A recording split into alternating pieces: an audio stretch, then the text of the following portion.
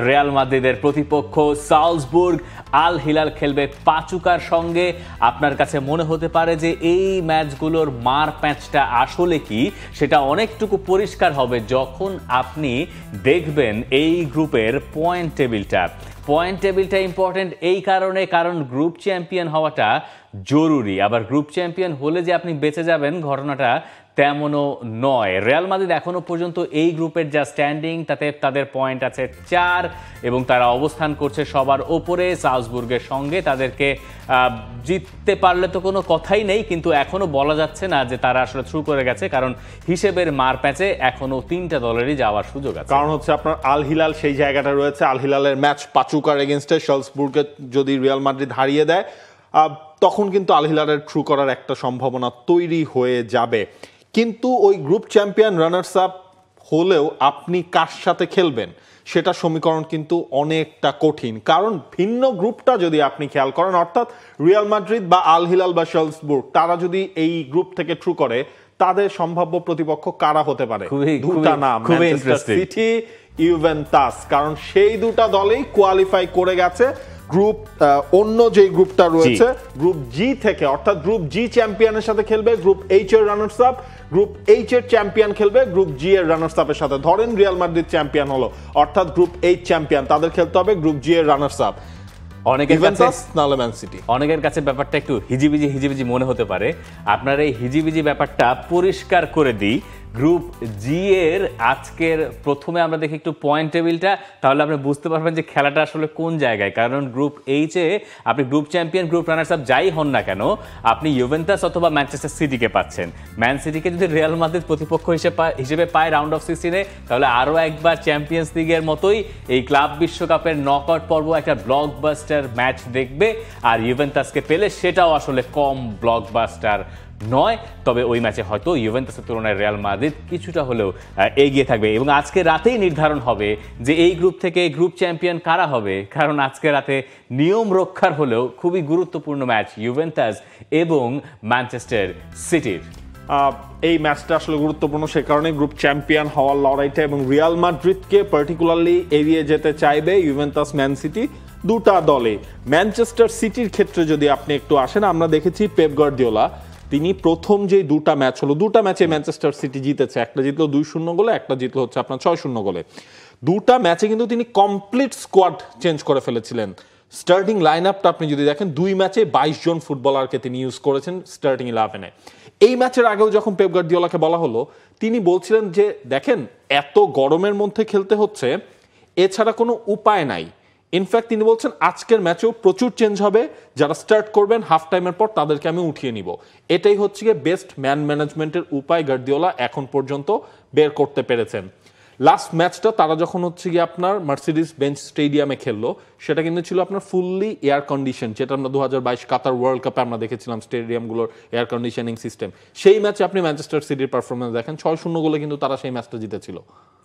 আপনি ম্যানচেস্টার সিটির যে আলোচনাগুলো করলেন যে দল পরিবর্তন বা 11 পরিবর্তন, এর ঠিক বিপরীত চিত্র রিয়াল মাদ্রিদে। জাভি আলোনসো বলছেন যে তার দলে আসলে এইরকম এখনই হয়তো সুযোগ নেই, কারণ তার দল এই মুহূর্তে প্রি সিজনে যে ব্যস্ত আছে, সেটা প্রি সিজন বলতে হচ্ছে টুর্নামেন্টের কারণে, সেটা সিজন এন্ডিংও বলতে পারেন, আবার সিরিয়াস টুর্নামেন্টও বলতে পারেন। জাভি আলোনসো বলছেন যে এই ভিনিসিয়াস জুনিয়র থেকে শুরু করে একদম শেষ পর্যন্ত সবাইকে মিলে ডিফেন্ডিং করতে হবে।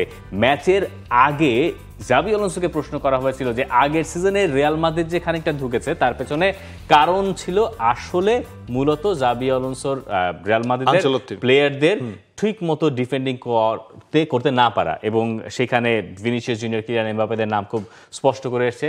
সেই জায়গায় পরে গিয়ে তিনি বলছেন যে এখন 11 জনকে ডিফেন্ড করতে হবে, সেরকম একটা বার্তা তিনি দিয়ে রেখেছেন। আমাদের সবার ডিফেন্ড করতে হবে, 11 জনকে অংশ নিতে হবে। আমরা কিভাবে প্রেস করতে চাই সেটা বুঝতে হবে সবাইকে। ভিনি, ফেদে, জিউড, কিলিয়ান সবার নাম তিনি আলাদা করে নিয়েছেন, এবং তিনি আসলে যেটা বলছেন ডিফেন্সে ওপরে পুশ করতে হবে, হাফ যত টাইট স্পেস রাখতে পারবে তত আমাদের জন্য ভালো, সেখানে উন্নতি দরকার, সেটা নিয়ে সবাই কাজ করছে। এটা ছিল জাভি আলোনসোর কথা। এই যে দেখেন ডিফেন্স নিয়ে যে তিনি বেশি জোর দিচ্ছেন এই জায়গাটায়, আজকের যে ম্যাচটা সেখানেও কিন্তু রিয়াল মাদ্রিদের ডিফেন্সে একটা ফাঁকফোকর থাকবে। কারণ কি আপনার অ্যাসেন্সিও হচ্ছে রেড কার্ড তিনি দেখেছেন লাস্ট ম্যাচে, তিনি খেলতে পারছেন না, রুডিগারকে রাখা হয়েছে কিন্তু রুডিগারকে হয়তো বা আজকেই স্টার্ট করিয়ে দেওয়া হবে না, আমার তো মনে হচ্ছে রুডিগারকে স্টার্ট করানো হবে। সেই জায়গায় অবশ্য চুয়ামিনিও কিন্তু রয়েছেন। আমার কাছে কেন জানি মনে হচ্ছে যে আজকের ম্যাচটাই রুডিগারকে স্টার্ট করার, আবার এটা কি রিস্ক হয়ে যায় কিনা একটু হতে পারে, সেটা হয়তো জাভি আলোনসো। তবে যারা আসলে ছবি দেখছিলেন যে কিলিয়ান এমবাপে তিনি রিয়াল মাদ্রিদে ট্রেনিং করছেন, খুব আশাবাদী যারা হয়েছিলেন তাদেরকে বলছে যে কিলিয়ান এমবাপে ওয়ার্ম আপটা শুরু করেছেন, বাট তিনি কিন্তু আজকের ম্যাচটায় থাকছেন না। মানে এই যে থাকা না থাকার হিসাব, সেখানে ট্রেন্ট আলেকজান্ডার আর্নল্ডের থাকার কথা রয়েছে সেরকমটাই ভাবনা। সামনে ভিনিসিয়াস জুনিয়রেরও খেলার কথা। রিয়াল মাদ্রিদের সালজবুর্গ খুব একটা কঠিন প্রতিপক্ষ হওয়ার কথা নয়, এবং যেটা একটু অ্যাডভান্টেজ যে রিয়াল মাদ্রিদ আগেই জেনে যাবে যে তাদের অন্য গ্রুপের group champion, group runners up কারা হচ্ছে। আপনি বায়ার্ন মিউনিখের ব্যাপারটা একটু হিসাব করেন। বায়ার্ন মিউনিখ জানতো তারা গ্রুপ চ্যাম্পিয়ন হয়তো হয়ে যাবে, তারা গ্রুপ চ্যাম্পিয়ন না হয়ে গেল রানার্স আপ। বেনফিকা তাদের হারিয়ে দিল, এবং এখন গ্রুপ রানার্স আপ হওয়ার পরে যে কঠিন একটা পাথওয়ে পেয়ে গেছে তারা, এইটা তাদের জন্য আসলে খুবই কঠিন হয়ে গেছে, বায়ার্ন মিউনিখের জন্য স্পেশালি। তো দেখা যাক এই গ্রুপ চ্যাম্পিয়ন গ্রুপ রানার্স আপের হিসাবটা পুরোপুরি শেষ হয়ে যাচ্ছে শুক্রবার সকালে। ক্লাব বিশ্বকাপের হিসাবটা আসলে ওখানেই মোটামুটি গ্রুপ স্টেজের হিসাবটা নির্ধারণ হয়ে যাবে, এবং এরপর থেকে শুরু হয়ে যাবে রাউন্ড অফ 16 ম্যাচ, যেটা হয়তো টুর্নামেন্টটাকে আরেক মাত্রায় নিয়ে যাবে। যদিও টুর্নামেন্ট নিয়ে অনেক রকম প্রশ্ন, অনেক রকম আলোচনা আছে। পিচ নিয়ে হতাশার কথা আমরা এখন শুনতে পাচ্ছি, যেখানে বলা হচ্ছে জুড বেলিংহাম তো বলেই ফেললেন।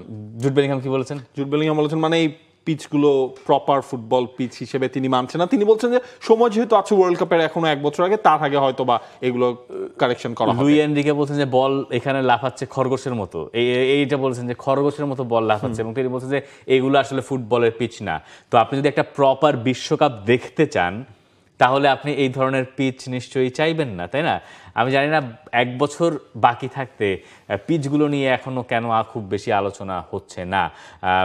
ওনারা কি ভাবছেন যে ওনারা খুব তাড়াতাড়ি ঠিকঠাক করে ফেলতে পারবেন, নাকি এই ধরনের পিচেই যদি গতবার কোপা আমেরিকা মনে আছে না যে এইরকম আলোচনা কিন্তু তখন হয়েছে, কিন্তু তার সমাধান কিন্তু ক্লাব বিশ্বকাপে দেখা গেল না।